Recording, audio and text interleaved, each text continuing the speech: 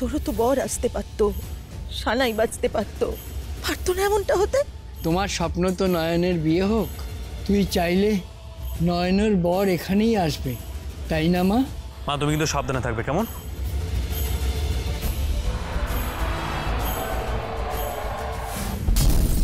ওকে একটু দরকারি কাজে বাইরে বেরোতে হয়েছে। কিন্তু যদি বেঁচেই না থাকে কাজ করবে কি করে? দাদুর কথাই যেন ভুলে যায়, আমার সব দেখা যেন ভুল হয়ে যায়, কারোর যেন কোনো বিপদ না হয়। না তুমি দেখো।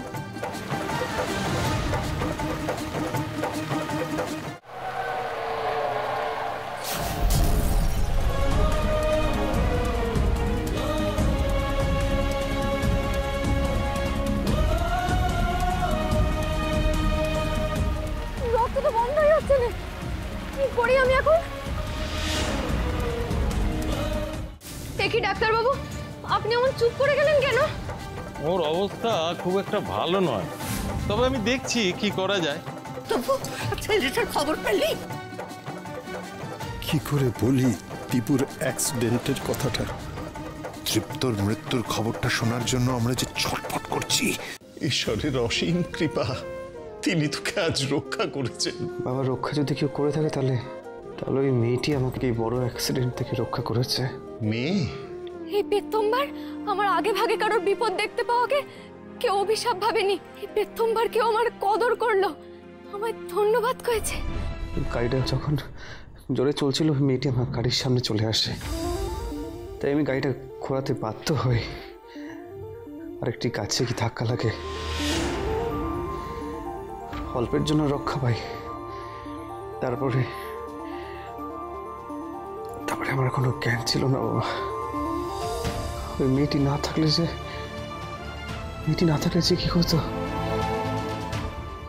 আর এখানে জ্ঞান ফেরার পর আমি ওকেই সামনে দেখলাম। নিঘাত ওই মেয়েটি আমাকে এখানে অ্যাডমিট করিয়েছে, ওই আমাকে এখানে নিয়ে এসেছে। মেয়ে? হ্যাঁ বাবা, মনে হলো ওই গ্রামেরই মেয়ে, আশেপাশে কোনো গ্রামে থাকে। কে সেই মেয়ে যে দেবদূতের মতো এসে আমার দীপুর প্রাণ বাঁচালো?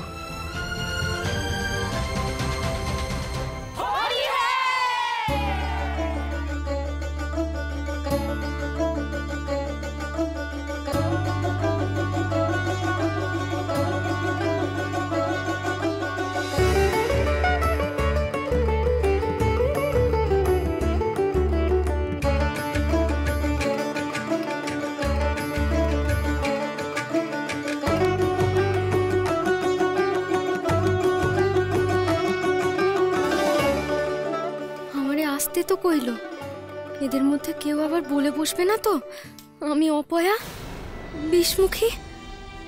ভয় করে যে বড়। এতটা জীবনে কেউ যে কোনোদিনও আমায় ভালো কিছুতে যোগ দিতে দেয়নি। না না, আমি বরং ফিরেই যাই।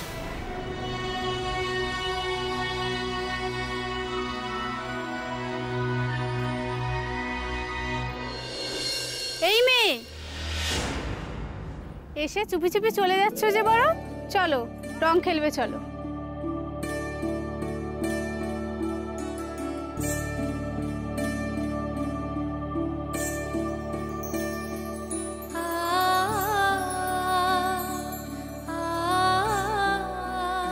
চলো। এই দেখো, এই মেয়ে ফিরে যাচ্ছিল যে, ভালো করে রং দাও তো।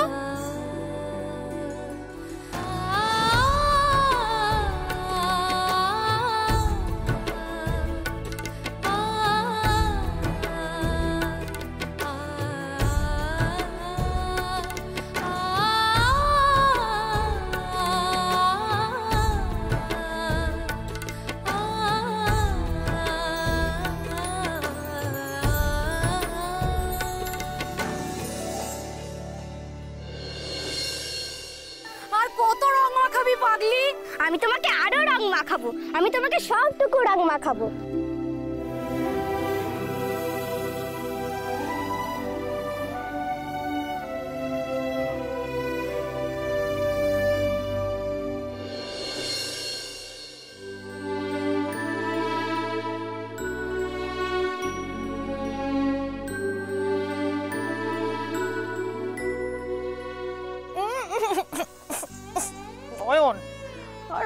লাগাস না মা, এবার তো আমি ভূত হয়ে যাব।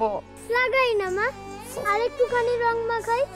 তুমি ছাড়া তো কেউ আমার সঙ্গে রং খেলে না, সবাই আমায় বিষমুখী বলে।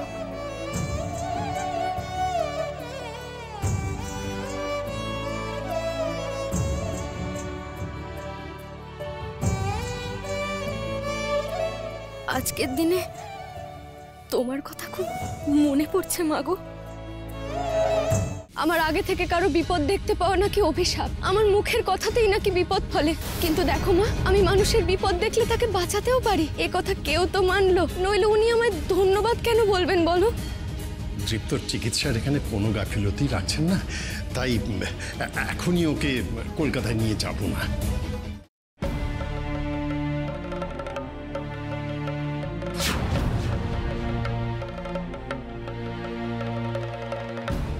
ওই দেখ লোকটা, জবা ফুলের গাছ একটা।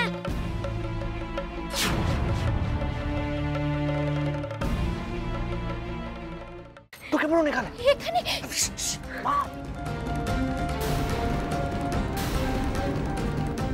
নোংরা জামা কাপড় যেগুলো পরেছিস এতদিন ধরে, সেগুলো ভাঁজ করে গুছিয়ে রেখেছিস আলমারিতে? তোর তো চিরকালে সব আমাকে দে, আমি কালকে কাজ করি। না মা, এখন কোনো দরকার নেই।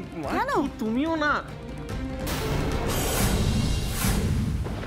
আজ যা হয়েছে তার বিহিত কিন্তু করতে হবে মতো। তুমি বড় নাটের কাছে যাবে, এবারের মতো আমাদের নেটেল ছেড়ে দিয়েছে, পরের বার কিন্তু আর ছাড়বে না। এরপরও যদি এই বেয়াদবি হয় তাহলে কিন্তু আমরা 4 গুণ জবাব দেব। তাই হবে মা, আজ পর্যন্ত আপনার কথার অমান্য করি, আজও করবো না।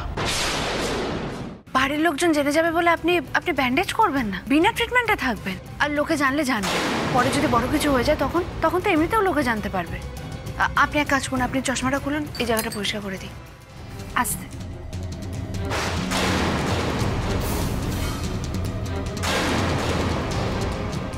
তুই কি সত্যি সত্যি বাংলা পড়ানো নিয়ে বলবি নাকি? তাহলে কিন্তু খুব বকা খাবি। জানো ছোট মামা, ওই সদস্য দাদাটা কেমন হাসতে হাসতে বেত খেয়েছিল, ওকে দেখার পর আমিও আর ভয় পাই না। কি করবেন স্যার? কে নেই? বাংলা আমার নিজের ভাষা, সেটা জানার জন্য, বলার জন্য। যদি আমায় মার খেতে হয় খাবো। বৌদি কি কর্পূরের মতো উবে গেল? বকুল,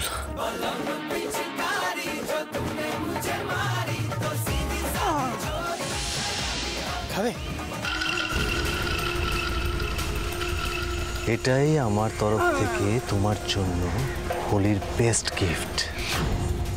তুমি শুধু শুধু আমার ব্যাপারে ইন্টারফেয়ার করবে না। ও, এখন তোমার দিন কেনা হয়ে গেছে তাই না? তুমি এটা পারলে কি করে শাবনাম? তোমার ক্ষমতা আছে রোহিণীদি, তুমি পারো। তুমি জজদাকে তোমার আঙুলের টুস্কিতে নাচাতে পারো, কিন্তু তুমি আমাকে পারবে না। কেন পারবে না জানো তো? কারণ আমি জজদার মতো ব্যক্তিত্বহীন নই। বাড়ির টাকা দিয়ে দেওয়ার পরেও রানুর কাছে এখনো 4 কোটি টাকা আছে, আর সেই 4 কোটি টাকাই হবে রানুর মুক্তিপণ।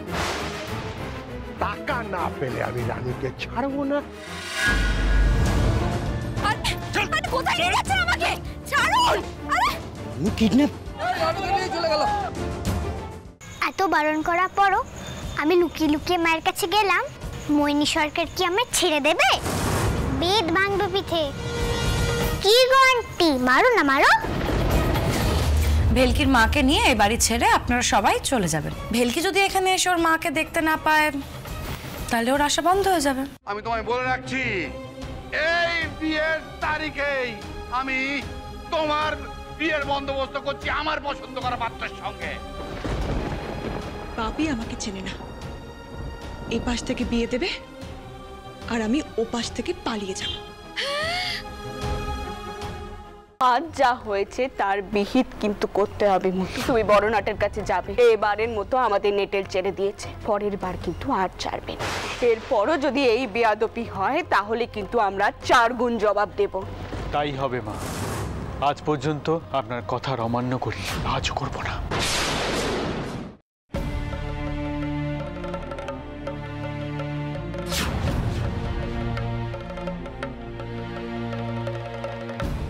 ওই দেখ লোকটা, জবা ফুলের গাছ একটা।